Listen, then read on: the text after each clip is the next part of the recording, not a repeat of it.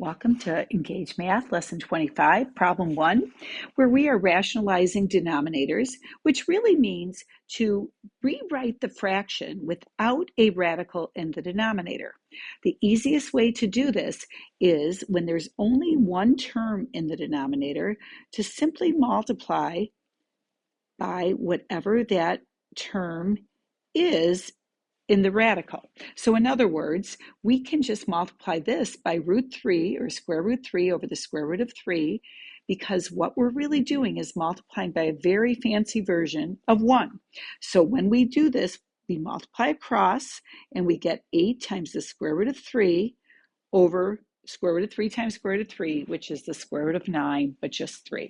And we have rationalized the denominator because there's no longer a fraction that has a radical in the denominator. Okay, let's look at the next one, and then we'll zoom in for C and D to make sure you can see them really clear. Actually, we'll zoom in now. So the easiest way to do this one is to multiply both the numerator and the denominator by the square root of 18. When we do that, we have 5 times the square root of 18 over 18. And you might think you're done because you have rationalized that denominator. However, the square root of 18 can be simplified more. So really, I'm going to kind of do this up here just to kind of remind you how you simplify the square root of 18. You can rewrite it as the square root of 9 times the square root of 2. So the square root of 18 can be written as 3 square root 2. Okay, so I'm going to now rewrite this fraction. I'm going to rewrite the 5, but instead of writing the square root of 18, I'm going to write times 3 square root of 2 over 18. And when we multiply, we'll get 15 times the square root of 2 over 18. But the good news is we can simplify a little bit more because 15 over 18 reduces to 5 square root 6, 5 over 6. So our final answer is 5 times the square root of 2 over 6, and we're done. Okay, let's go to C and D. These take a little bit more work, so I'm going to give us plenty of space for them. Okay, for C, we're going to multiply the numerator and denominator by another fancy version of 1. This is called the conjugate.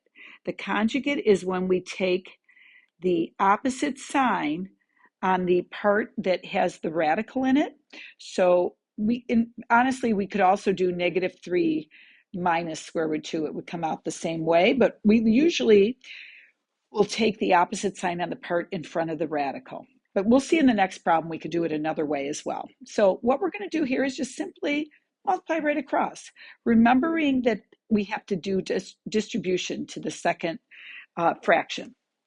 So 7 times 3, so we have 21 plus 7 square root 2 over, and here we're doing the double distribution, so we get 9 plus 3 square root 2, and the nice part is then we're going to get minus 3 square root 2, and this is how the radical is going to disappear from the denominator, and then the negative square root 2 times the positive square root 2 is just going to give me a minus 2.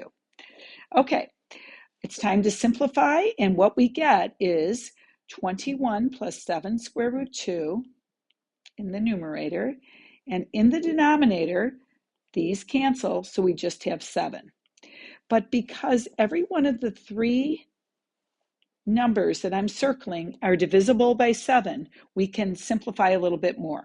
So 21 divided by 7, that's just going to give us a 3.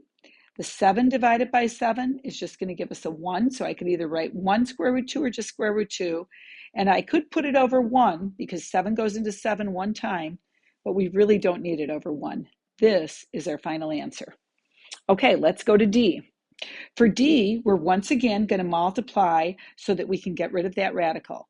This, you could either do negative root 7 plus 3, but it works the same, and I just want you to see if we just leave the square root 7 positive and make it a minus 3. So here we have the square root 7 minus 3. We're multiplying by a very fancy version of 1. So in the numerator, we're going to get 5 square root of 14, and then we're going to get minus 15 square root of 2. In the denominator, we're going to do the double distribution. So what we're going to get is square root of 7 times square root of 7 is just 7. Then we're going to get minus 3 square root 7 plus 3 square root 7. And then we're going to get a minus 9. So when we simplify, we're going to have 5 square root of 14 minus 15 square root 2 over, these middle terms cancel, so we just have 7 minus 9, or negative 2. And that would be our final answer. All right, let's look at all of our answers together, and we'll see you next time at Engage Math.